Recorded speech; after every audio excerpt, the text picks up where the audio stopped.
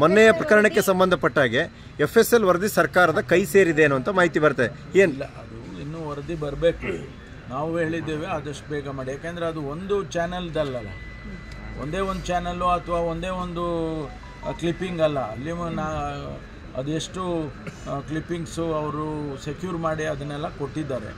ಅದೆಲ್ಲ ಬರಬೇಕು, ಒಟ್ಟಾರೆ ವರದಿ ಬರಬೇಕು. ಬಂದ ಮೇಲೆ ನಾವು ಅದಕ್ಕೆ ಅಲ್ಲ, ವರದಿ ಬಂದಿಲ್ಲ ಸರ್, ಬಂದಿದೆ ಅಂತ ಒಂದು ವರದಿ ಬಂದ ಮೇಲೆ ಅದಕ್ಕೆ ಇಮಿಡಿಯೇಟ್ ಆ್ಯಕ್ಷನ್ ಮಾಡ್ತೀವಿ.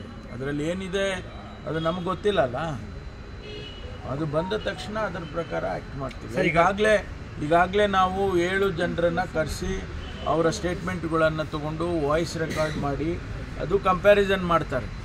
ಈಗ ಒಂದು ವೇಳೆ ಯಾರನ್ನ ಸಸ್ಪೆಕ್ಟ್ ಮಾಡ್ತಾರೆ ಅವರನ್ನು ಕೂಡ ಈಗಾಗಲೇ ನಾವು ಸೆಕ್ಯೂರ್ ಮಾಡಿ ಅವರ ವಾಯ್ಸ್ ರೆಕಾರ್ಡಿಂಗ್ ಎಲ್ಲ ಮಾಡಿದ್ದಾರೆ. ಫರ್ದರ್ ಇನ್ವೆಸ್ಟಿಗೇಷನ್ನು FSL ರಿಪೋರ್ಟ್ ಬಂದ ಮೇಲೆ ಗೊತ್ತಾಗುತ್ತೆ.